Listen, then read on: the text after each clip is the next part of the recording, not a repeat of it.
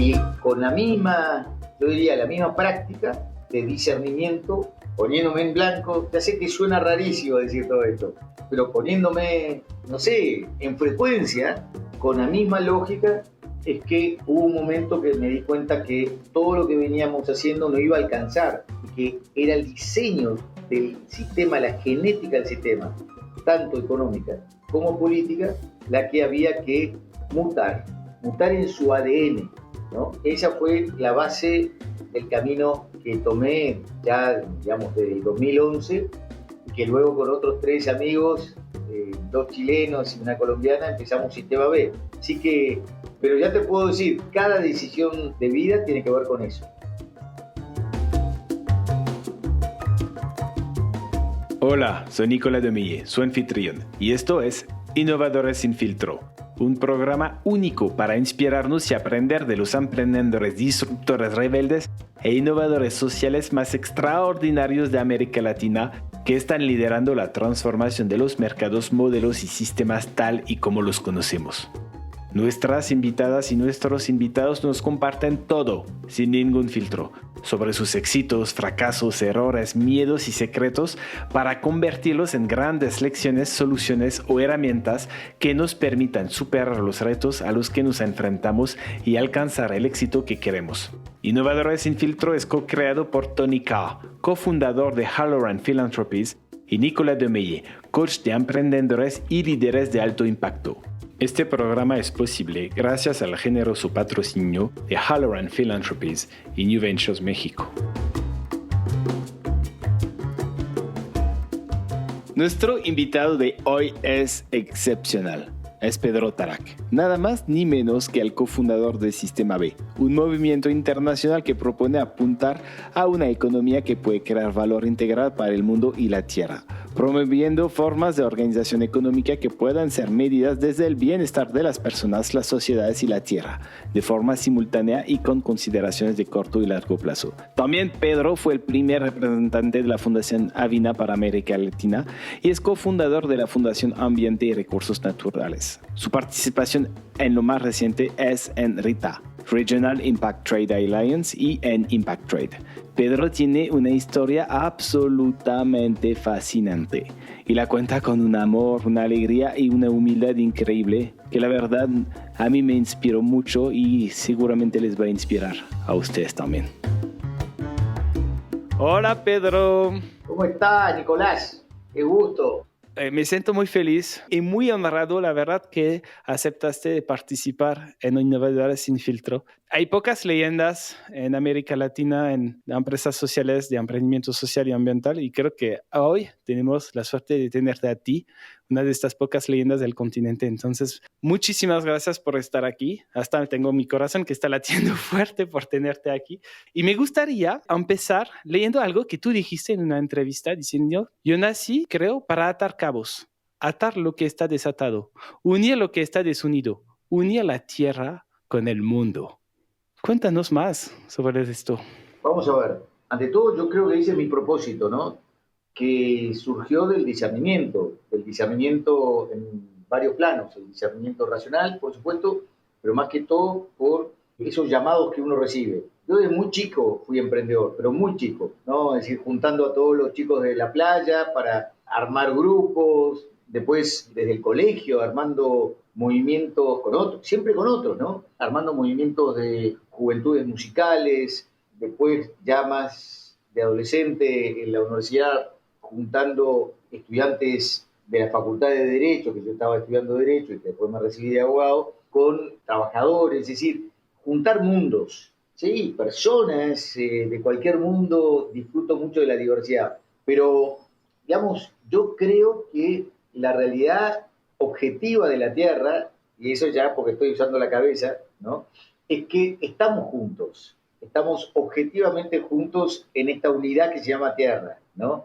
Claro, no sabemos vivir y producir valor y convivir en paz, justicia y en los límites ecosistémicos de la Tierra desde nuestra diversidad, porque nuestra cultura no ha sido desarrollada para la diversidad. Y en general, porque la manera de construir poder de unos y otros es lamentablemente defenestrando a otro, descalificando a otro, tratando de imponer la visión de uno y los privilegios que eso da sobre otros, y nunca encontrando aquello que tenemos para complementarnos, ¿no? Pero si yo te tengo que decir así, desde el corazón, yo sé que nací para eso, pero porque desde muy chiquitito eso era lo que yo sentía que debía hacer, ¿no? Ahora, cuando uso la palabra yo siento, no tiene fundamento, no tiene un fundamento. Lo que sí es lo que pasa, ¿no? Uno siente cosas.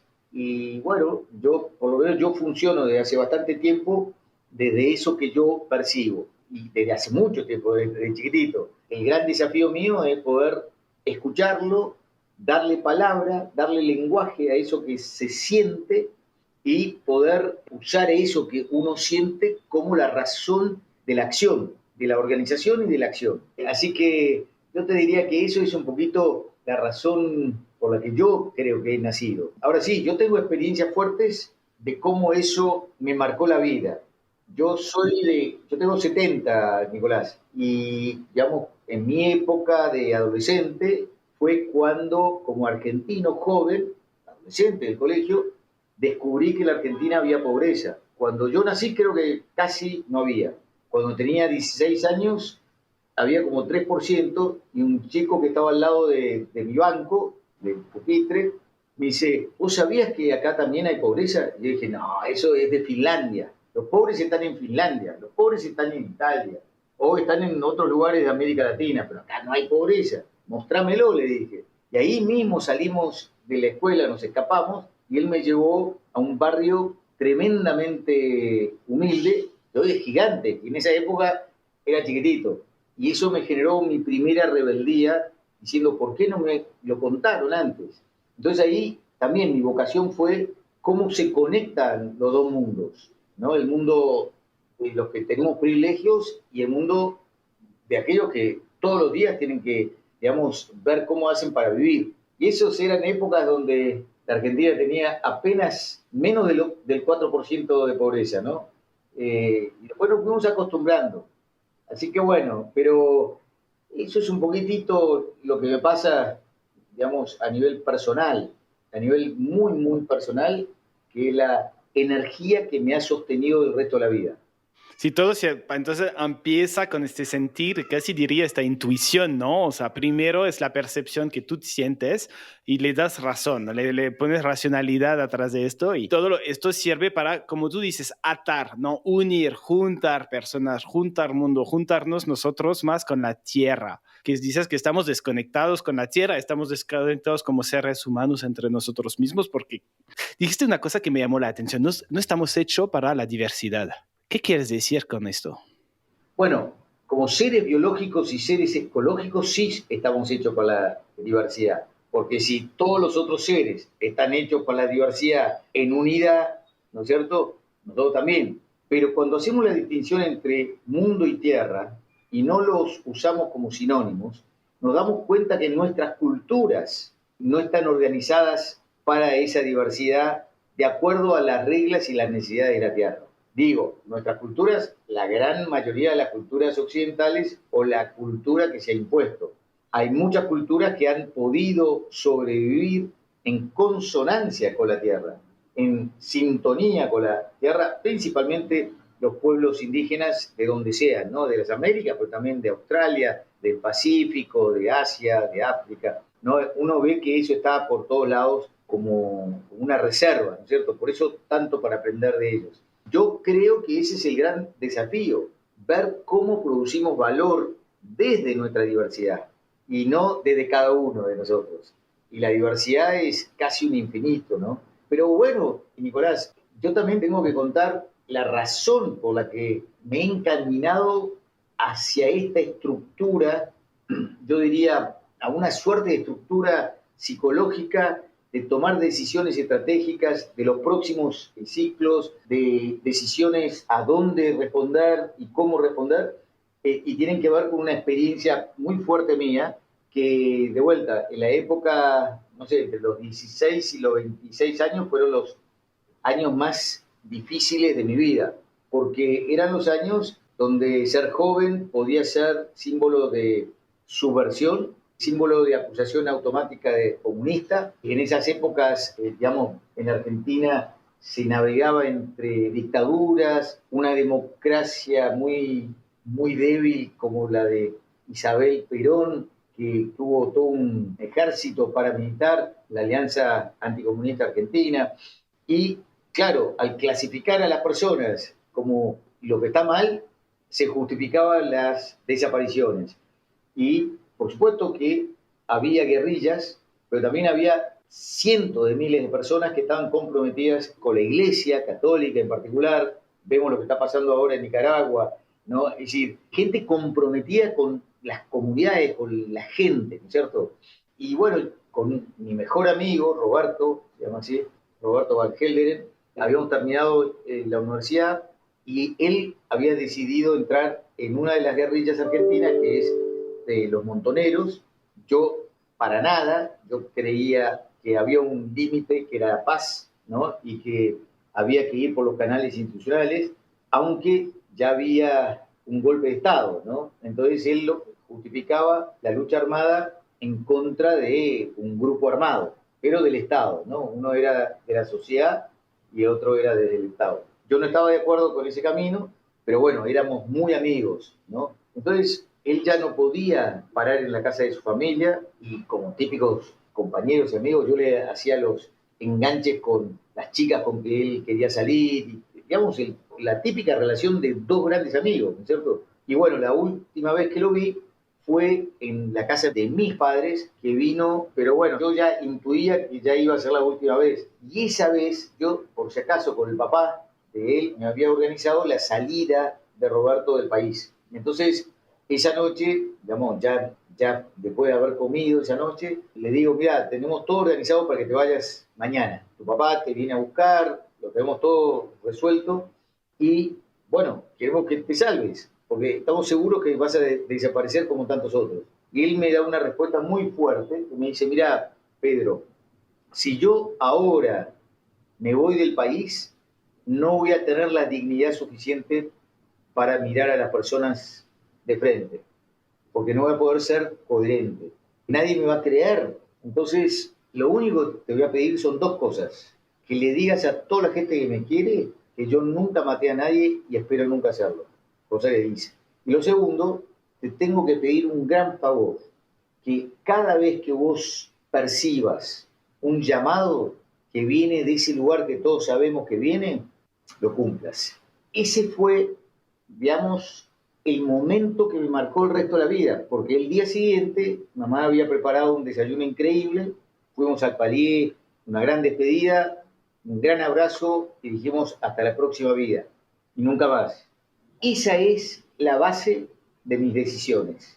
Y después de eso, yo por si acaso me fui, entre comillas, a esconderme, porque todo el mundo era motivo de sospecha, me fui a la Patagonia y estuve mucho tiempo en el medio de una gran nevada, absolutamente aislado. Y fue el día que salió el primer rayo. Estoy seguro que si alguien acá recuerda ese momento, silencio absoluto, muchísima nieve y de golpe el primer rayo. Que esos colores y esa armonía entre el oscuro negro, digamos, al blanco totalmente luminoso, empieza a transformarse en los colores de la naturaleza. Ese momento fue tal la emoción que yo me pregunté, esto fue en el 77, me pregunté, ¿quién va a estar protegiendo a esta maravilla que es la Tierra frente a los humanos? Y en esa época no había el concepto de derecho ambiental, pero eran las bases o los ingredientes para que después tomara la decisión que me iba a especializar en derecho ambiental, para precisamente eso. Y es eso lo que estudié del posgrado, y es eso lo que después hice por 13 años con otra persona, creando una organización que se dedicara a las políticas y al derecho ambiental, que se llama, y que sigue existiendo, la Fundación Ambiente y Recursos Naturales.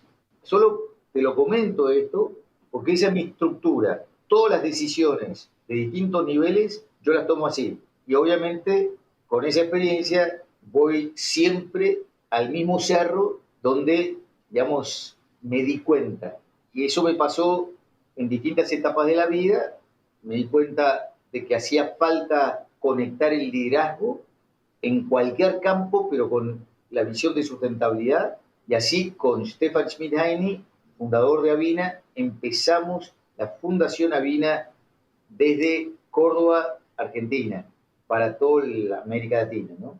Y con la misma, yo diría, la misma práctica de discernimiento, poniéndome en blanco, ya sé que suena rarísimo decir todo esto, pero poniéndome, no sé, en frecuencia, con la misma lógica, es que hubo un momento que me di cuenta que todo lo que veníamos haciendo no iba a alcanzar y que era el diseño del sistema, la genética del sistema, tanto económica como política, la que había que mutar en su ADN, ¿no? Esa fue la base del camino que tomé ya, digamos, desde el 2011 y que luego con otros 3 amigos, 2 chilenos y una colombiana, empezamos Sistema B. Así que, pero ya te puedo decir, cada decisión de vida tiene que ver con eso. Yo me quedé con una gran emoción cuando hablaste de este llamado que tu amigo te mencionó cuando se despidió de ti, ¿no? Y después este rayo cuando estabas en la montaña, ¿no?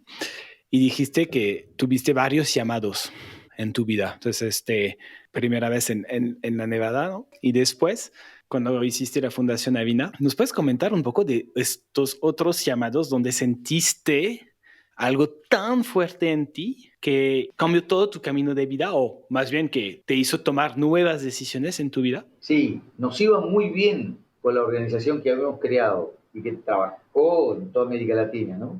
Que era la FARN, Fundación Ambiente y Recursos Naturales. Entonces había muchos otros que no tenían el mismo propósito ambiental, que tenían otros propósitos sociales, de desarrollo, yo diría, económico de comunidades, de culturales. Y de golpe dije, pero cada uno de ellos está respondiendo a sus llamados. Entonces yo decía, pero ¿cómo hago que cada vez que me encuentro con todos estos, también siento que hay una conexión? Y ahí fue cuando empecé el camino de hacia lo holístico. Entonces dije, ¿cómo se piensa, se organiza y se actúa holísticamente, sistémicamente? No es simplemente teórico, sino a través de seres humanos que se encuentran. Entonces, ya pasado Río 92, digamos, pasado la cumbre de la Tierra, ya había mucha gente con las que compartíamos la visión de la sustentabilidad, pero no la sustentabilidad como algo ambiental, sino integral, que es lo que hoy vemos con los ODS. Pero más que todo, lo que a mí me pasaba era que yo decía, pero esto no es algo teórico, sino esto es algo que la manera de hacerlo es uniendo a aquellos que están desunidos, los seres humanos que están desunidos, a nivel local, a nivel entre países, a nivel regional. Entonces, esa fue la base de lo que hacía Avina, identificar el liderazgo para la sustentabilidad en el campo que sea, digamos, desde la sociedad civil, empresarial, digamos, en el campo que sea, después ver, digamos, si había un alineamiento para aquello que se quería hacer y luego conectarlos entre ellos y Avina además de poner su conocimiento, su capital social, colocaba en la misma mesa, digamos, de compartida para llevar adelante esas iniciativas, colocaba recursos financieros, coloca. Entonces, esa dinámica está principalmente centrada en el liderazgo, del ser humano, ¿no? Que hace que las cosas se muevan. Y por supuesto que uno puede decir, pero los equipos son muy importantes. Claro que son muy importantes. Ahora, sí, como decía Estefan, en la historia de la humanidad uno ve que ha habido cambios de dirección, de curso. Por lo menos en esos tiempos, estos cambios de curso tienen que ver con seres humanos que son los emergentes de lo que otros quieren que ocurra. Es decir, los famosos, Martin Luther King, Mandela, Gandhi, estos son todos famosos. Pero entonces el fundador decía, yo lo que no conozco es a la gente que no son los famosos. A ellos quiero llegar. Y para eso crea esta organización. Los no famosos, los que están a la vuelta de la esquina. Y se crea esta organización para ser los que desarrollan la antena que los identifica. Y que una vez que se conoce, bueno, después se decide qué hacer juntos, ¿no? Pero bueno, hay de todo, y ahí hay muchísimas experiencias muy lindas en Fundación Avina, muy lindas. Así que ese fue el periodo donde al menos yo practiqué esto de juntar las puntas y darme cuenta que el enfoque sistémico no es teórico, no es hacer un check en cada tema, ¿no? Así que justamente es que la humanidad de las personas se encuentre entre sí con la humanidad de otras personas, y a su vez eso permite que los equipos se encuentren, las comunidades con las que se relacionan se encuentren, ¿no? Se va integrando, ¿no? Y si uno lo piensa, Nicolás, ¿cuál es la historia del mundo de la Tierra? Un ir y venir de un camino hacia la integración de las partes que están desunidas, ya sea, pero ir y venir, ¿no? Ya sea, hoy podemos hablar hombre y mujer, nos estamos encontrando como personas. En una época había formalmente esclavitud, ¿no? Entonces es el reconocimiento de todos los seres humanos con los mismos derechos, tierra y mundo, digamos, cómo vamos reconociendo que la tierra tiene sus propias reglas, sus propias necesidades. De hecho, las nuevas economías, algunas de ellas entienden los límites ecosistémicos planetarios, es decir, el contorno del mundo dado por las reglas de la Tierra, ¿no? Esos son los límites. Más allá de esos límites, como la donut economy o donut, creo que le llaman en español, ¿no? Otros todavía es como integración, ¿no? Son distintos estadios, ¿no? De evolución que no es secuencial, ¿no? Según los contextos son de distintas maneras. Pero estoy hablando como hombre occidental, ¿no? Porque todo esto, como persona de los pueblos indígenas, esto es pan comido para ellos, ¿no? Entonces tú hiciste tu fundación ambiental y recursos naturales, luego Fundación Avina, y un momento llega el llamado de hacer Sistema B. ¿Nos puedes comentar cómo pasa este momento? Porque tú nos hablas, me pones en frecuencia para entender cuál es tu siguiente camino, ¿no? A dónde tienes que ir para unir más, ¿no? Al ser humano y la tierra.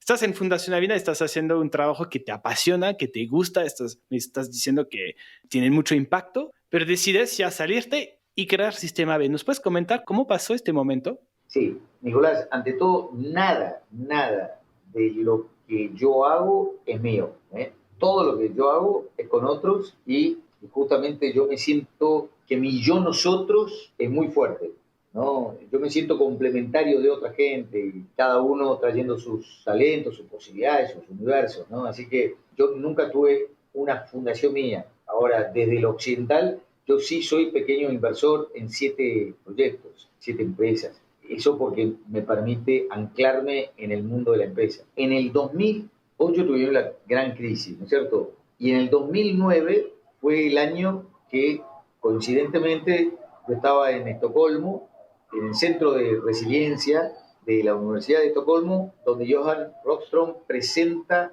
los estudios de una cantidad de científicos de todo el mundo que demuestran qué son los límites ecosistémicos planetarios. Fue la primera vez que yo dije, ajá, quizás estamos en el horno, como decimos en esta tierra, estamos fregados. Entonces, yo ahí, cuando vi que ya habíamos traspasado ciertos límites, en ese momento el de clima, el de biodiversidad y el ciclo del nitrógeno, yo dije, ahora cómo se hace para volver a su lugar. Y el gran reto que se me planteaba era que no era un tema de volver a su lugar, porque una vez que se traspasa esos límites, no hay seguridad alguna de que se pueda volver a ese lugar.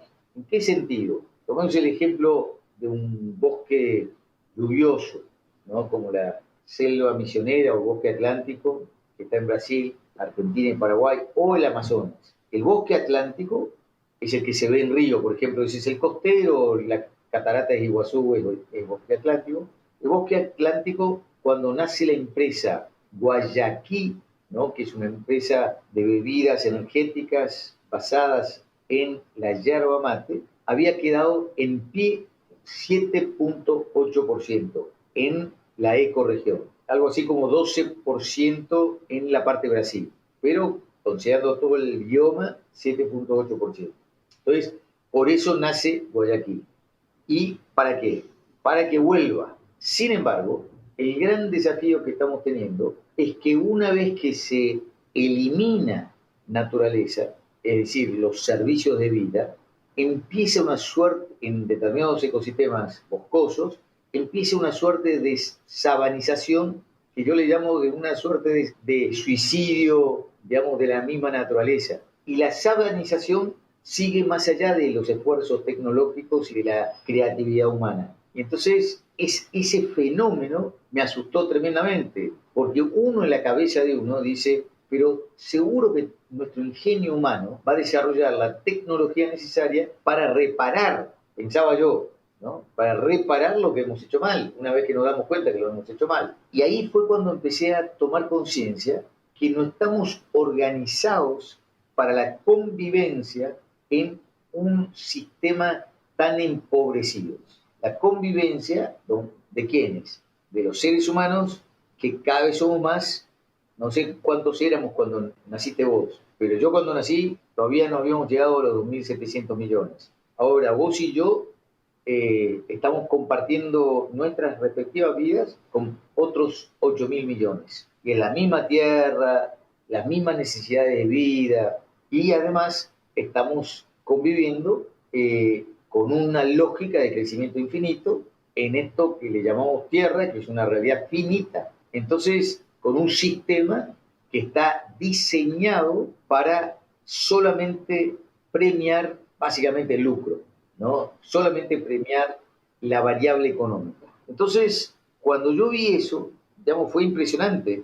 Primero me agarré la cabeza y dije, ¿ahora qué hacemos? No hay filantropía alguna que alcance para revertir esto. Inmediatamente después me fui a Copenhague y fue la 15 de clima, ¿sí? La de clima. Y ahí, Naciones Unidas. Y yo había estado a los inicios de las negociaciones de cambio climático, digo, en Nairobi, para básicamente la adopción del convenio marco de cambio climático en Río, ¿no es cierto? Igual que el de biodiversidad.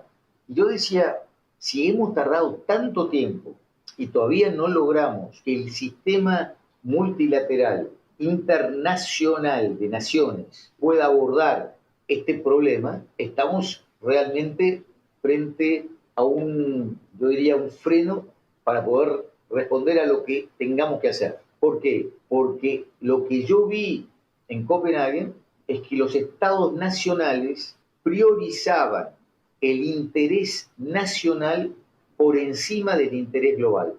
Entonces, ¿dónde íbamos a tratar aquello que nos interesaba a la humanidad en la Tierra? No lo encontraba, es decir, no veía esa respuesta, ¿no? Y además, también en Copenhague empecé a darme cuenta que muchos de los miembros de las delegaciones eran representantes de intereses privados que eran los opuestos a eso que estamos llevando adelante. Es decir, en las delegaciones latinoamericanas aparecían aquellos que les interesaba la deforestación para poder implantar el monocultivo como el único camino, con la combinación con los químicos, digamos, ya sea pesticidas como fertilizantes, pero ¿para qué? Para maximizar rindes y maximizar rendimiento por hectárea, rendimiento económico. No estaba el interés común general global en esa ecuación. Entonces, bueno, con esos dos eventos yo tomé, la verdad que me afectó muchísimo, esto fue en el 2009, y en el 2009 también murió papá. Papá había cumplido 70 años, había anunciado que iba a vivir 100 años. Y justo en el 2009 cumplió los 100 años y en octubre de ese año murió. Y él más que todo lo que quería era demostrar cómo se hacía.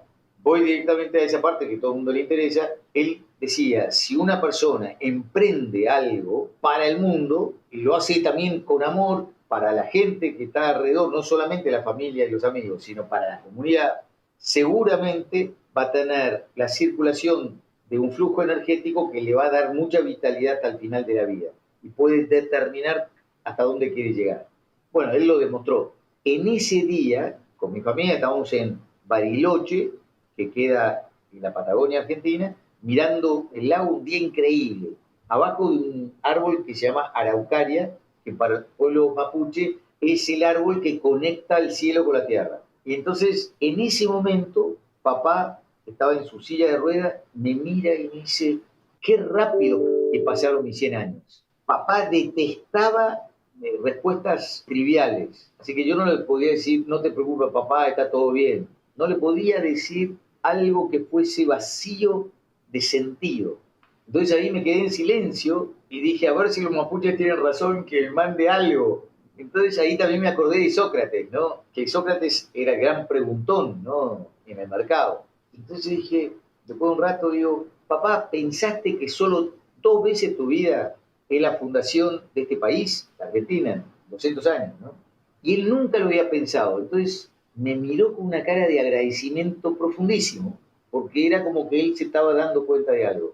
Hace un gesto y después digo, y solo 500 años es lo que decimos que es el encuentro entre, o desencuentro, lo que sea, pero entre América y Europa, es decir, 5 veces tu vida, nada más que 5. Y después, 20 veces tu vida, le decimos mucho gusto a Jesucristo. Entonces, no sé si ahí, digamos, esa conversación fue muy potente para tomar conciencia de nosotros en una frecuencia de la vida, ¿no? Todos nosotros, todo, siendo parte de la vida, aunque nos olvidamos de nuestros ancestros, ¿no? En general, muchas veces, no de nuestros padres, pero de dónde venimos, ¿no? Y nos olvidamos también de celebrarles, así como nos olvidamos de celebrar a los no nacidos que vienen, ¿no? Y cómo somos el eslabón entre los no nacidos y los ancestros, ¿no? Pero que entonces, ¿qué nos toca a nosotros? Entonces, ese fue un momento que también, en el contexto que me encontraba, empezó a como trabajarme adentro mío, así que el contexto me empezó a afectar muchísimo y empecé a sentir que no alcanzaba lo que yo estaba haciendo en ese momento con filantropía y con la misma lógica que veníamos hasta ahora. Es decir, tratar de que las empresas pongan plata en los proyectos de la sociedad civil, que la sociedad civil haga parche por todos lados y que luego trate de hacer lobby para influenciar, el famoso lobby en la política, y tratar de convencer, por favor, a los políticos de izquierda, derecha y centro que nos hagan caso. Y yo decía, esto es ineficiente, ¿no? Es decir, somos todos parte. Y eso fue lo que también, por supuesto, desde ese contexto, ya en el 2000, a inicio del 2011, directamente dije, mi energía tiene que estar volcada en cambiar el ADN del sistema. ¿Cuál sistema? La que yo puedo tener influencia. Y que la que yo podía tener influencia, que no tenía que salir a convencer a nadie, sino solo compartir, era el mundo empresarial. Y yo como pequeño inversor en una empresa como Guayaquil, ya había aprendido que si cambiábamos la estructura genética de la empresa, podíamos también tener el tipo de resultados que buscábamos. Entonces, desde ese lugar teníamos una reunión con todos los directores y representantes de Avina, yo dije, yo no tengo ni idea lo que voy a hacer, pero voy a renunciar a Avina no porque esté peleado, sino porque sé que tengo que estar liberado de lo que significa Avina para mí y arriesgarme a esta nueva etapa, arriesgarme a escuchar lo que hay que hacer y yo creo que hay que cambiar el sistema. Claro, yo me sentía un ridículo. ¿Qué? ¿Vos vas a cambiar el sistema? ¿Alguien va a cambiar el sistema? Y decir, yo no sé, no tengo ni idea. Y ahí fue cuando empezaron a aparecer mis otros amigos chilenos y colombianos, y ahí empezamos a juntarnos. Y finalmente descubrimos que había esto de las empresas B. Entonces dijimos, hay otra manera de diseñar una empresa. Básicamente, que podamos alojar el propósito de las personas que crean un emprendimiento, crean una empresa o transformen un emprendimiento en una empresa y protejan ese llamado para que sea resonante con lo que está pasando y que tenga viabilidad de mercado. Esos son los 3 elementos del propósito. Que sea el que nos vamos a llevar adelante porque tenemos la pasión, porque creemos que eso tiene que hacer, que es lo que nos revitaliza, ¿sí? Que eso sea respondiente, esa palabra no existe, ¿no? Pero responsive, en portugués, respondiente, ¿no? Entonces, pero bueno, responder, ser responsivo, 360 grados al contexto de lo que está pasando a nivel local, a nivel todos los sectores, a nivel, digamos, global, ser respondiente y al mismo tiempo que sea viable como producto de mercado. Entonces ahí se conecta todo esto que estamos hablando. Se conecta lo que es la viabilidad de mercado, respuesta integral holística a un contexto cambiante y conexión con el llamado. Y ese propósito se protege jurídicamente en el objeto social del estatuto de una empresa. Artículo primero. Y al mismo tiempo llevas ese propósito al corazón o al núcleo de negocio, ¿no? Directamente al core business. Y una vez que tenés ese propósito con esa claridad, con estas características, vos comprás a tus proveedores, vendés a tus clientes, buscás colaboradores e inversores con ese mismo propósito, hacés todas las comunicaciones desde ese propósito y vas convirtiéndote en un organismo vivo de la vida que permite que justamente el universo de aquellos que quieren que eso ocurra, digamos, se convierte en un cómplice para su éxito. Entonces, de eso, así fue que personalmente dije, pero esto lo tenemos que compartir con el mundo entero. Y ahí fue la etapa que descubrimos a Vila. Y ahí sí, ya en Vila se había creado en el 2006, habían desarrollado estándares para justamente medir integralmente, ya no solamente financieramente, pasivos y activos financieros, convertirse en un tercero independiente que permite evaluar a una empresa, evaluar, verificar, certificar la empresa como tal, ya no solamente productos y procesos, que había mucho de eso. Y eso a mí personalmente me fascinó, porque cuando alguien compra el tipo de servicios y productos de esta nueva genética empresarial, uno ya sabe que no puede haber greenwashing. ¿Y por qué no puede haber más greenwashing? Porque hay un sistema de control infinito de cualquier ciudadano que puede decir, acá hay una mentira. Con la denuncia respectiva se va a un espacio, bueno, es el Comité Internacional de Estándares, con la evidencia, si se comprueba de que había mentira o falsedad o algún tipo de distorsión de la información, a esa empresa se la invita a retirarse de la identidad y la comunidad de empresas B, ¿no? Pero aparte, hay una cláusula clave de este tipo de empresas que dentro también del estatuto hay que ampliar la responsabilidad fiduciaria, el deber fiduciario, es decir, el deber de cuidado hacia el inversor que tiene una empresa, es decir, la dirección ejecutiva, la gerencia y el directorio, lo amplían hacia todos los grupos de interés, todos los distintos stakeholders, tomando en cuenta necesidades locales y globales de corto y largo plazo. Esa mutación se incorpora también al estatuto. Entonces, con esos cambios, significa que cualquier otro accionista pueda iniciar una acción judicial digamos, a la gerencia o al directorio, a la empresa, por incumplimiento. Es decir, hay dos universos de, sí, yo diría, de motivaciones para el cumplimiento de todo esto. Así que yo siempre hablo de entrada de esto porque todo el mundo me dice, será una nueva, seguro que esto es una nueva moda y de vuelta es greenwashing o face washing o bee-washing. Y yo creo que es de altísimo riesgo empresarial tratar de hacer un bee-washing con la empresa B. Me encantó cómo llegaste ahí, ¿no? O sea, de estas dos conferencias, Estocolmo, Copenhague, luego la conversación con tu papá, este trabajo interior, salirte de Avina. Eso fue la primera gran decisión después de todo esto, salirte de Avina y luego encontrar a tus otros colegas socios para crear Sistema B con la inspiración de lo que estaba pasando en Estados Unidos con el B-Lab y creando entonces después todo esto. Y estas tres fases, ¿no? Un poco esta pasión interior, ser responsivo al contexto a 360 grados, que sea un producto viable con el mercado. Y esto quizás es lo que me llama la atención. O sea, seguimos con las mismas reglas del juego entonces. Es el mercado. Porque las dos anteriores no van a funcionar si el tercero no funciona. O sea, si el mercado no está, no importa tanto lo demás.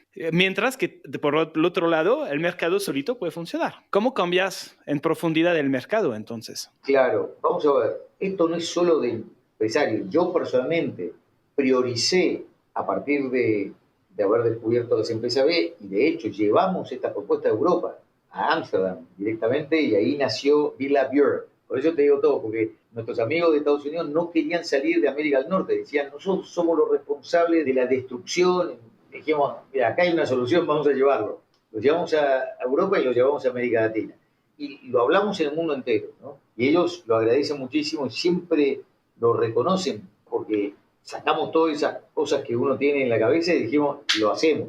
Ahora, personalmente, y desde el sistema B, siempre supimos que hacía falta un sistema. No el sistema A, sino el sistema B. Entonces, sistema B no es solo empresas B, ¿no? Nosotros tenemos la propuesta de 6 grandes categorías, comunidades que se interconectan y se complementan. Entonces tenés las empresas B que son un faro, pero luego las empresas B motivan desde el ejemplo comercial de mercado, motivan a las grandes empresas a también empezar a medirse y tratar de ir en esa dirección. Por eso hoy tenés grandes empresas, Ili Café, Juan Valdés, no sé, tenés un montón, Natura, pero bueno, hay algunas que logran ser B y otras que no lo van a lograr por un buen rato, pero no hay ningún problema porque usan las herramientas que usamos nosotros, pero aparte empiezan a comportarse de otra manera y se va instalando la narrativa de empresa para el bien común y después cada uno va viendo cómo lo materializa. Entonces eso por otro lado, pero también como grandes actores del mercado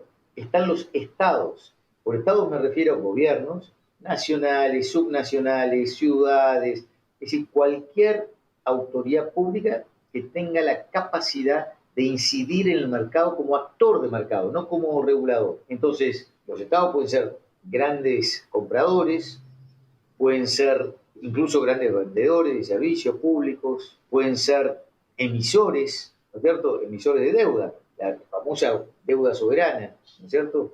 Y todo esto se puede hacer con una nueva genética. Y en ese sentido, en 2016, acompañé a Stuart Wallace, ex director ejecutivo del NEF, New Economics Foundation, en Londres, en la creación de WEAll, Wellbeing Economy Alliance. Y hoy soy miembro del directorio.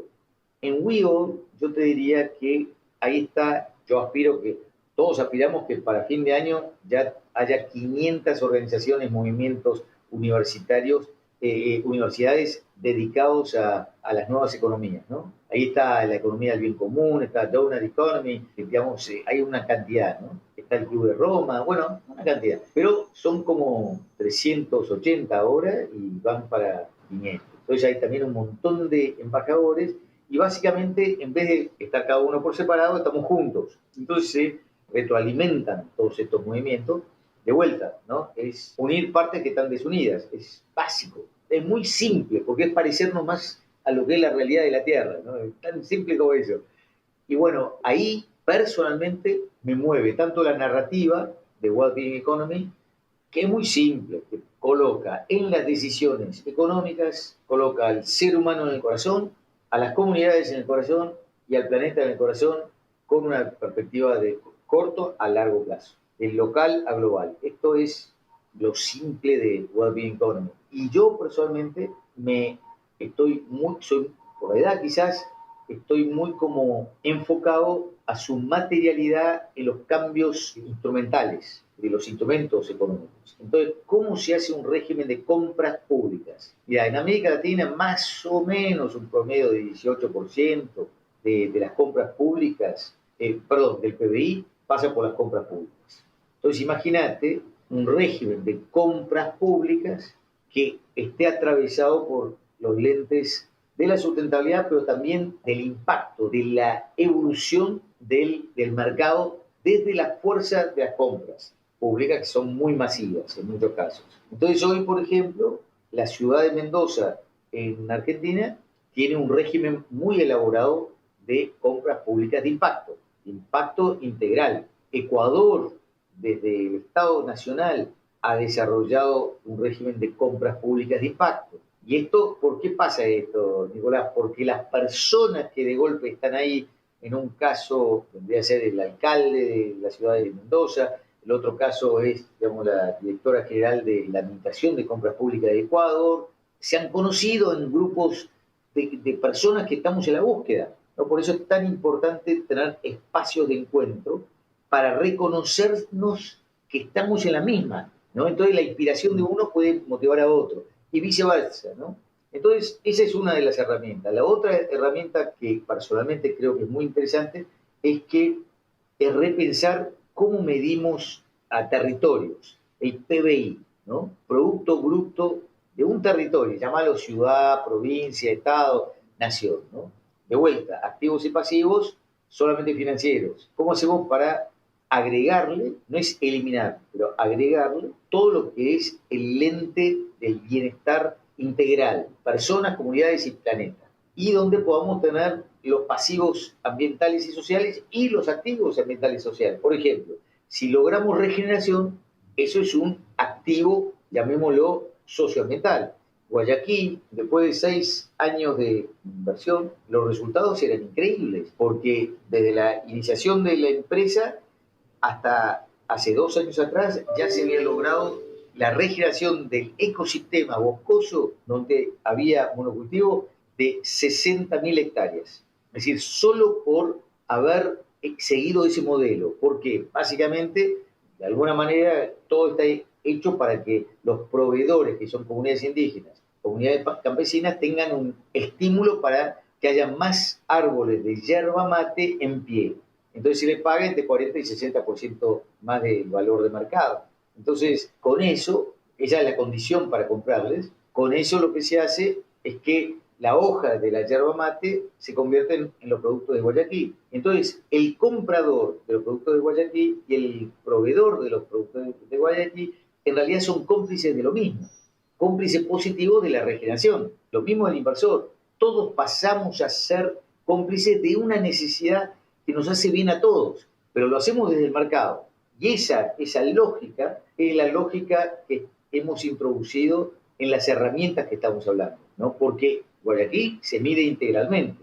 Entonces, 60.000 hectáreas, pero 1.250 familias que no tienen que irse a las favelas o a los lugares, digamos, a los barrios más vulnerados. Y en mi caso, en 6 años, 600% de incremento en el valor de las acciones. Entonces, la verdad es que por donde lo mires, ves que la valoración social se materializa en la evaluación accionaria. Entonces, eso es la micro, pero vos fíjate que la micro se ve reflejado en la macro, porque la macro y la micro tienen la misma lógica. Si cambiamos la micro, también podemos cambiar la macro. Es decir, si hay empresas que pueden crear valor integral, como el Estado, que se supone que tiene que crear valor público, como el Estado en su rol de mercado no genera valor público. No sé si me entendés. Desde los procedimientos de compra, por ejemplo, los procedimientos de emisión de deuda.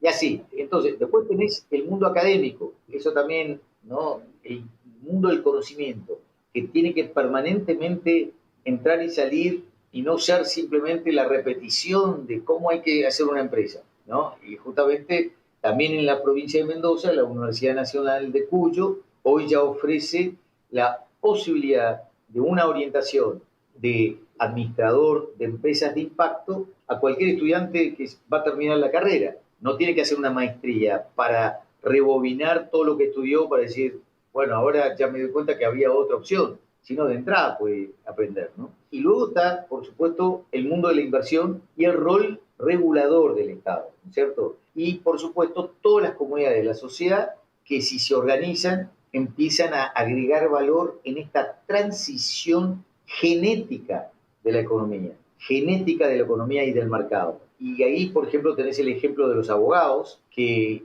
nació de hecho en América del Sur y hoy, digamos, hoy tenés la red latinoamericana de abogados de impacto y es uno de los pilares de GALE, Global Alliance for Impact Law, que muy pronto va a tener su gran conferencia. Es decir, después las ciudades han empezado, hay una red de ciudades más B, y entonces usan las mismas herramientas, pero en función desde las ciudades. Entonces vos vas viendo la interfase entre lo privado y lo público.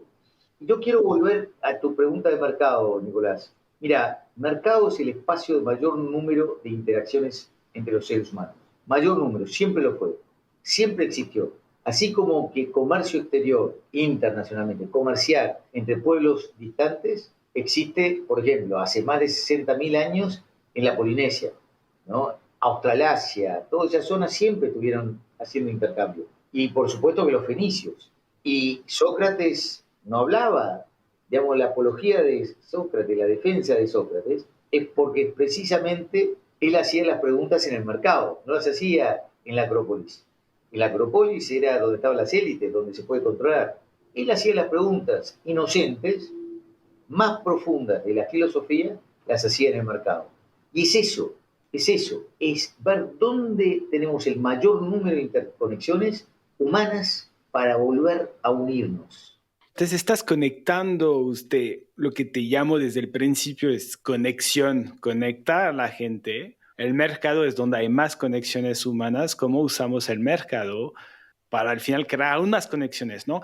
Y cuando te escuchaba me dije, está impresionante lo que han creado en un poco más de 10 años, empezando con esta idea de usando las reglas del mercado, empezando con empresas, pero al final, como tú dices, empresa B es solo el primer eslabón, ¿no? Porque tú sabías un poco de las reglas del sector de las empresas. ¿Cómo puedo influir a partir de ahí? Y de ahí se crea todo el sistema que nos estás comentando, ¿no? De las compras públicas, los abogados y todo esto. Entonces, a partir solo de las empresas están... Las empresas son esta motivación, ¿no? Son estos nuevos influencers, ¿no? Para el resto del mundo. Y todo esto empezó con ustedes cuatro diciendo cómo podemos cambiar el mundo y vamos a empezar con las empresas. Es correcto. Al final usan sus propias maneras de pensar.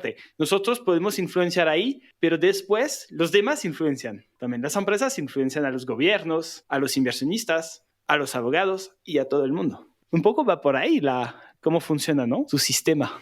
Sí, sí, tal cual. Y hoy veo que, claro, el nivel de legitimidad que tenés una vez que vos das el ejemplo en tus empresas y asumís el riesgo y adoptás este modelo de negocio, le llamamos modelo de negocio de impacto social, ambiental, eso permite nuevos horizontes, Nicolás, porque no tenés límite. ¿Cómo vas a hacer la ley de presupuesto? ¿Lo haces simplemente por rubros y distribuir el presupuesto público según los ministerios? ¿O la ley de presupuesto lo haces por los objetivos de sustentabilidad y de impacto que la gente quiere durante, suponete, los próximos 5 años, con KPI o indicadores de éxito de la ley de presupuesto? Se te ocurren mil cosas, y eso, de hecho, lo ha llevado adelante Nueva Zelanda.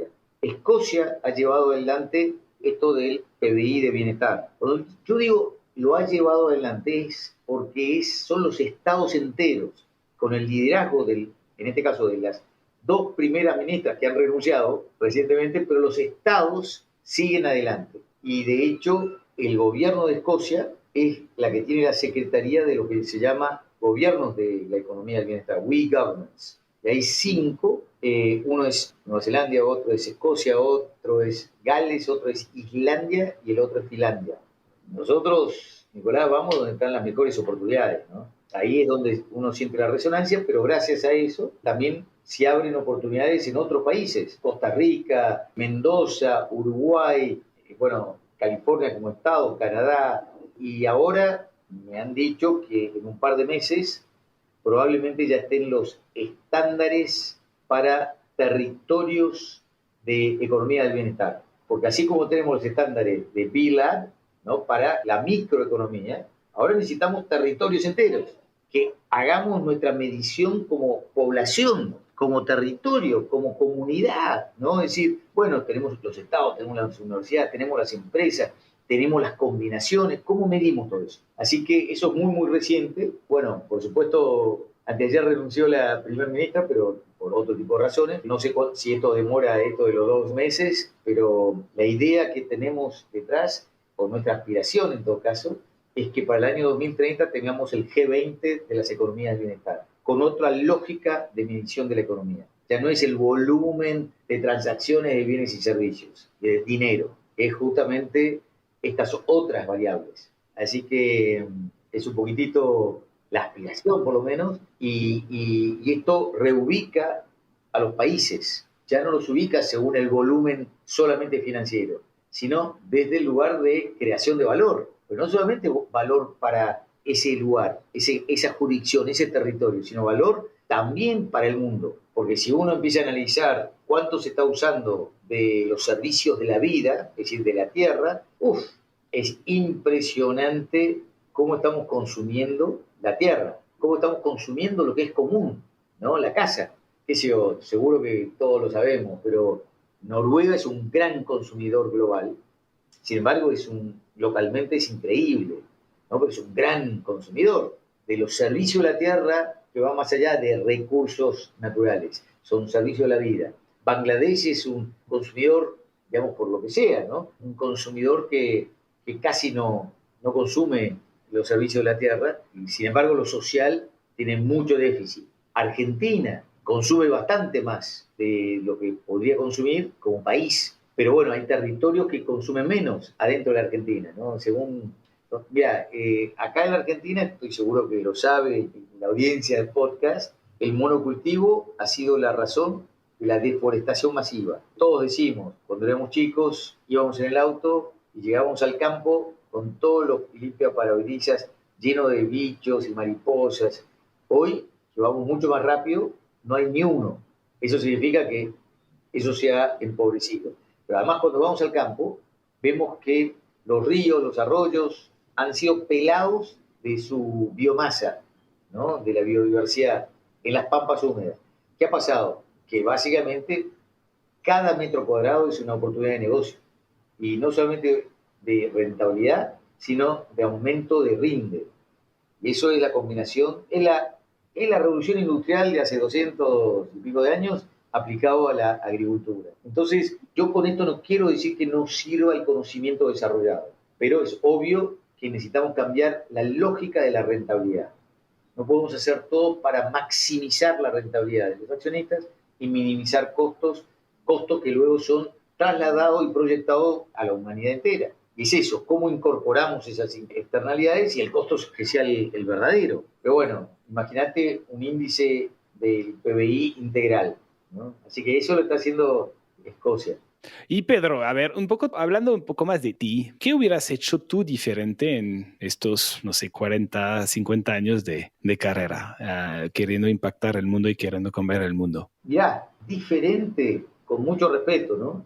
Digamos, hay cosas que hice desde la cabeza, que quizás me interrumpieron justamente eso de arriesgarme, digamos, a tiempo, ¿no? Yo tardé más o menos 2 años en tomar la decisión de dejar una organización que me había tocado a mí empezar con el fundador. Me costaba muchísimo el decir, bueno, entonces no voy a tener más este ingreso, esta comodidad. Me había armado la comodidad. Yo creo que cuando uno sabe que tiene que hacer algo, hay que hacerlo. Y animarse, arriesgarse y decir esa frase, Dios proveerá. Bueno, yo la verdad que creo mucho en eso. No sé si es Dios, los dioses, la divinidad que tenemos adentro o afuera, como decía Marco Aurelio, pero sí siento como que hay que escuchar y animarse y hacer, y no demorar. Así que eso es algo. No caería en recetas de cómo se es un buen empresario, ¿no? Es decir, no hay recetas.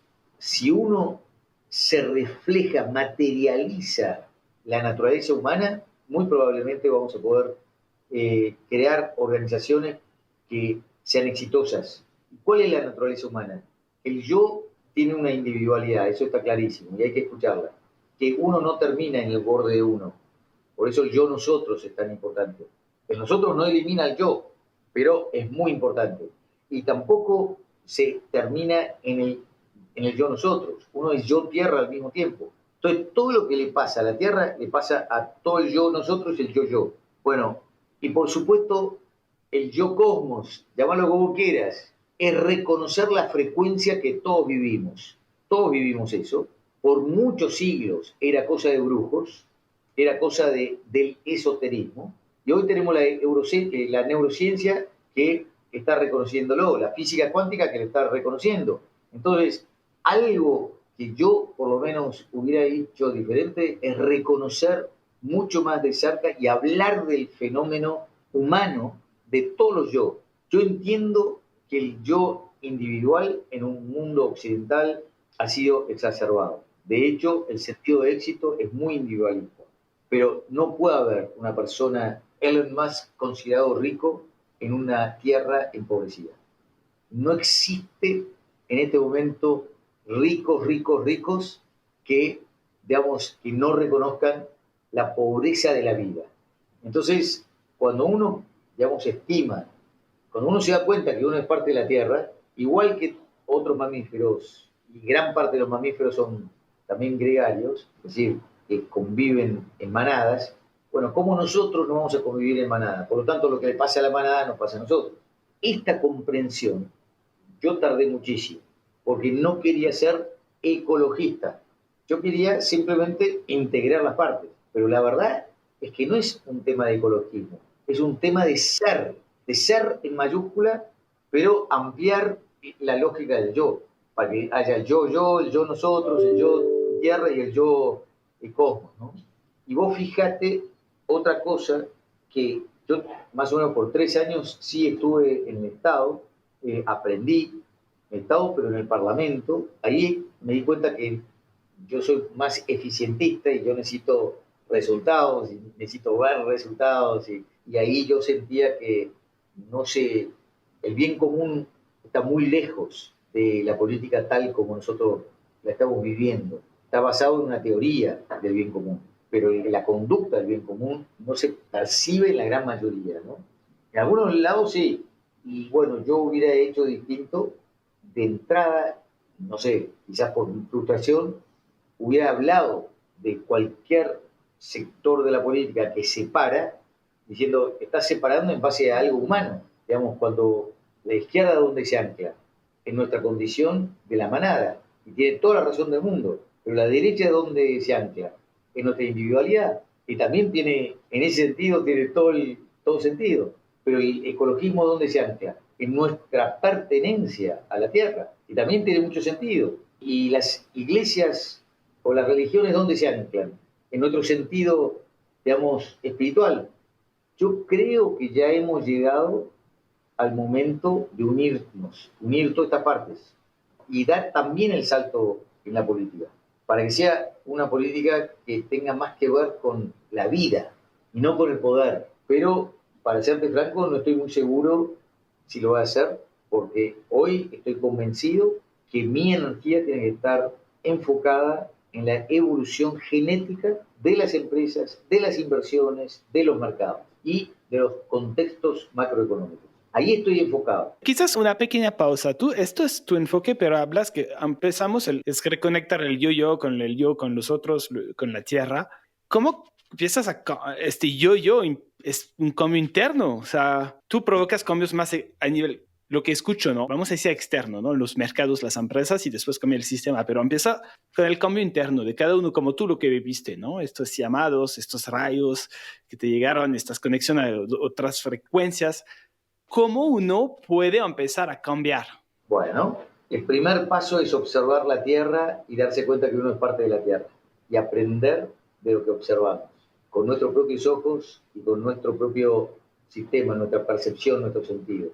Si observamos la Tierra, cómo funciona, cambiamos nosotros en 2 minutos. Por observar la Tierra no significa que tenemos que ir a un parque nacional. La Tierra es el aire que uno respira en las grandes ciudades. Así que el otro elemento para mí son las conversaciones de calidad, donde uno puede encontrarse con infinitos otredades. Algo muy bonito que vivimos en esta parte de la Tierra es que se ha armado desde el 2015 una tradición que cada primer jueves de septiembre, hasta después del almuerzo del domingo, las personas se juntan, personas de cualquier parte del mundo, se juntan en un pueblito indígena rodeado de montañas ahí mismo, increíbles, en el noroeste argentino, que se llama Purmamarca. Y en ese sitio la gente simplemente aparece. Nadie sabe quién va, no hay un propósito, no hay una agenda, nadie convoca, nadie organiza, no hay lista de participantes, no hay temas, simplemente se encuentra. Y es una tradición, por lo tanto no es un evento. Y lo bonito es que sí hay 3 principios con los que uno tiene que estar de acuerdo. Va pensando, digamos, va ingresando al sistema. El principio del valor de estar juntos por encima del valor de ponerse de acuerdo. El compromiso de usar la energía del compartir, esa que está en la panza, por encima de usar la energía del convencer, la que está del cuello para arriba. La energía del compartir de la panza y tratar de evitar la energía del convencer. Y el tercer principio es dedicación seria a la calidad de la conversación. Con esos 3 principios y sin jueces, la experiencia principalmente es de autoobservación, de cómo se va filtrando estos principios en uno, y luego alguien aparece y dice, a mí me gustaría hablar de lo que sea, cómo usar lo colectivo para el bien común global, no sé, cualquier cosa, o cómo prepararnos para la próxima vida, lo que sea. Cada uno decide qué quiere proponer. Y probablemente las propuestas de cada mañana y cada tarde tengan que ver con lo que está flotando en el ambiente de esa combinación de personas. Estoy hablando de cientos y cientos de personas. A lo largo de estos años han participado miles de personas.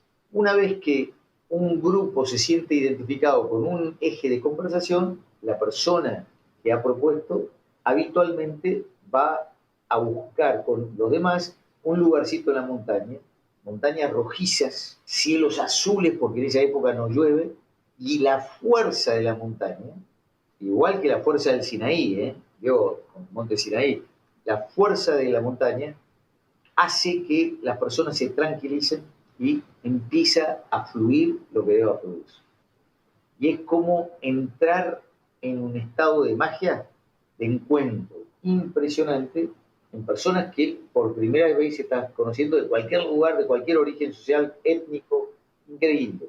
Y bueno, si uno dice, pero están perdiendo el tiempo, bueno, puede ser desde el racionalismo. Sin embargo, si uno entiende que los espacios cuidados por los participantes, desde ciertos principios, permiten que ocurra la magia, si uno cree en eso, entonces ocurre la magia. La cantidad de empresas que se han creado, simplemente porque hay muchos que van que son empresarios. Obviamente, la gran cantidad de empresas que se han creado son de impacto. La comunidad de empresas B de Caracas nace ahí. Solo como ejemplo, digamos, libros escritos. No hay página, pero hay gente que se inspira ahí. Fondos de inversión de impacto que han sido creados ahí, en la plaza indígena. Sí, todo campañas por el tema del litio, que es muy fuerte en los países que tienen litio, Chile, Argentina y Bolivia. Bueno, en fin, bueno, un ejemplo lindo es que hay una persona de Guatemala, Emilio Méndez, empresario, que se enteró y apareció y se emocionó. Entonces volvió y hoy tenés nueva narrativa Guatemala. Él, con esas prácticas, monta un sistema también open source, un sistema de código abierto y que permite, ahora son más o menos 10.000 activistas indígenas, empresarios, de la izquierda a la derecha, juntos en cosas concretas, llevando adelante, ¿no? En todo Guatemala. Y eso por haber ido. Hay unos daneses que también les pasó lo mismo y ahora van a ser The Danish Purma, se llama, en el mar del norte. Entonces, y esto dispara, ¿no? Esto no tiene nada que ver con alguien que pueda controlarlo. Esto va a ocurrir porque no hay nadie que convoca. Cuando salimos de la lógica de hay que organizar, hay que ver los KPIs, hay que ver los resultados, hay que prever los resultados, y hay que impulsar esos, entonces lo que ocurre es otra cosa. Salimos de eso, nadie tiene que poner plata, costo de transacción cero para ninguna organización, cada uno pone lo suyo, consigue la plata para llegar. Pero lo más impresionante es esto de que esto empieza en el mercado indígena. Mercado, ¿sí? El mercado. Y yo quiero todo el tiempo recuperar el valor humano de mercado, el valor digno de mercado, no el lugar donde viene la destrucción de las personas, sino el espacio del encuentro. Y sigue siendo el mercado el espacio más numeroso que tenemos los seres humanos. Solo que lo tenemos que ir apostando. Siento que este encuentro que nos comentas está un poquito simbolizando todo lo que nos has contado hasta ahora, ¿no? Un poco cómo fomentar conexiones genuinas entre las personas con la tierra, fomentando biodiversidad. Si no estamos de acuerdo, está bien. Lo más importante es que nos estamos encontrando, estamos conectando con la tierra en este lugar maravilloso, ¿no? Y en el lugar del mercado. O sea, siento que es una buena metáfora de toda esta conversación que tuvimos, que estamos teniendo ahora. Y quizás para cerrar, porque podría hablar horas contigo y siento que nunca se acabaría. Lo que me estaba preguntando es después que nos comentaste lo que te dijo tu papá, que él siempre decía que iba a vivir hasta los 100 años. ¿Tú hasta qué edad vas a vivir? Yo no tengo ni idea. Todavía no he tomado esa decisión, pero sí te puedo decir que mi próxima etapa la quiero cumplir y que ya lo estoy llevando adelante, que los mismos principios que hablamos recién de empresa, ahora es la relación entre empresas comercialmente, es decir, y principalmente en el comercio internacional. Así que mi energía ahora está puesta en básicamente lo que se llama en inglés impact trade, ¿no? Comercio internacional de impacto, porque si vos lo pensás, más o menos el 50% del promedio nacional del PIB de cualquier país del mundo pasa por el comercio internacional. Seguramente, si te fijas en tu ropa, en lo que te está rodeando, imagínate la cantidad de productos que andan ahí, acá en mi casa, de donde sea, ¿no es cierto? Eso es comercio internacional. Entonces, yo lo que ahora estoy enfocado es a que se instale en el horizonte imaginario la importancia de innovar organizaciones de comercio internacional, innovar buenas prácticas y innovar herramientas. Y cómo se mide el impacto de las transacciones comerciales internacionales y que se convierta en una nueva variable, ¿no? Entonces estoy muy dedicado a eso y empezamos con esto que se llama Impact Rate. Hace unos años empezamos a probar. Lo mío es prototipar, no es que yo después me dedico a eso todo el tiempo. Mi naturaleza es prototipo, después salto a otra cosa, ¿no? Pero vos fíjate que ya necesitamos ir más allá de las naciones, ¿no? Es el comercio entre las personas que estamos haciendo comercio. Entonces empezamos con misiones comerciales de impacto a los Países Bajos y luego a Israel, aprendiendo, misiones latinoamericanas, no de un país nomás, y multisectoriales. Entonces, multisectorialidad visitando la multisectorialidad de otro lado. Entonces, es sistémico. Bueno, y luego empezamos lo mismo, pero como espacios, foros. Hicimos uno en junio del año pasado, en la Toscana, en Italia, y bueno, ahí ¿qué pasa? Se conocen personas que o están buscando representaciones en otros países, o quieren abrir sus oficinas, o quieren exportar o importar bienes y servicios, y bueno, Impact Trade se dedica básicamente al soft landing y a construir de vuelta confianza, y son experiencias de 2 días y medio donde rápidamente uno entabla esa confianza, ¿no? Y esa posibilidad. Entonces te doy un ejemplo. Hay una empresa que es un sistema de bookings, digo booking porque existe booking, hotelería, pero con soluciones climáticas, y se llama Goodwins, danesa. Y entonces ellos el fundador conoció al CEO de World Trade Center de Montevideo, y en 4 meses de haberse conocido, vos hoy tenés Goodwins para América Latina en Montevideo. Eso es algo muy concretito, ¿no? Bueno, pero al mismo tiempo la gente necesitamos lo colectivo, porque lo bilateral, eso es buenísimo, ¿no? Por ejemplo, hubo entre 7 y 8 resultados de ese tipo por participante. Ahora, hubo un máximo de 50 y ahora el próximo se hace en Barcelona, va a haber un máximo de 100, que es lo digo a propósito, del 14 al 16 de mayo en Barcelona. Impact Trade Barcelona. Pero algo que surgió muy bonito es RITA. Mira qué lindo nombre, RITA. Regional Impact Trade Alliance. La alianza de comercio internacional entre regiones y países pequeños. Entonces, que puede ser Veracruz con el estado de Río, con un país pequeño como Uruguay, pero básicamente esto es el resultado de un encuentro permanente entre Melbourne y Mendoza. Ambos empezaron a identificarse diciendo, ustedes también han hecho esto, nosotros también.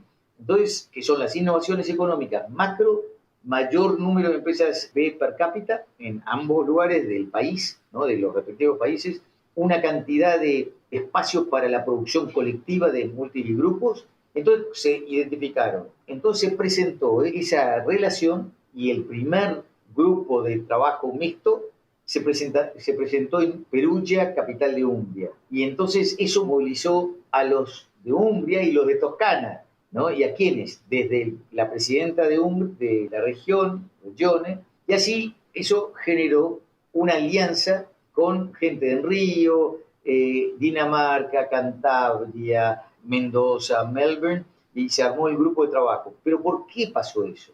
Porque tenemos convicción que necesitamos otro tipo de comercio internacional que tenga que ver con la creación de valor y soluciones. Y donde tenemos mayores oportunidades para llevarlo adelante, donde tenemos mayor cercanía con las personas del comercio internacional. Porque si quedamos atrapados en el derecho internacional comercial, también quedamos atrapados con las reglas de la OMC, que hay que cumplirlas, pero con algo que va muy lento.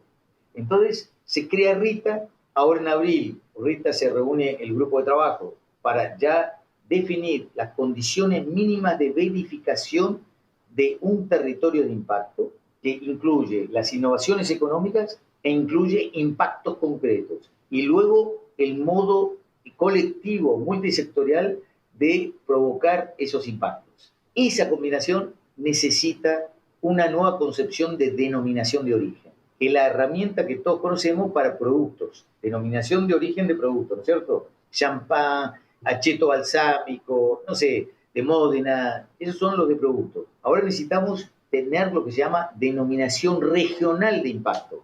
Y entonces eso beneficia, claro, beneficia universidades, beneficia, digamos, por ejemplo, si el gobierno de Veracruz quiere emitir una deuda, no sé si lo puede hacer en México, pero en nuestros países sí, le bajan la tasa de interés y tiene esto. No es que le bajan, eso es lo que aspiramos.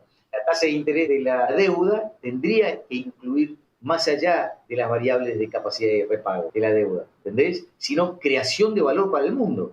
Eso es solo un ejemplo, ¿eh? Ese es solo un ejemplo. Me encanta, Pedro, porque te digo, ¿hasta qué edad vas a vivir? Y ya ni siquiera sabes, pero por lo menos tienes todo el plan.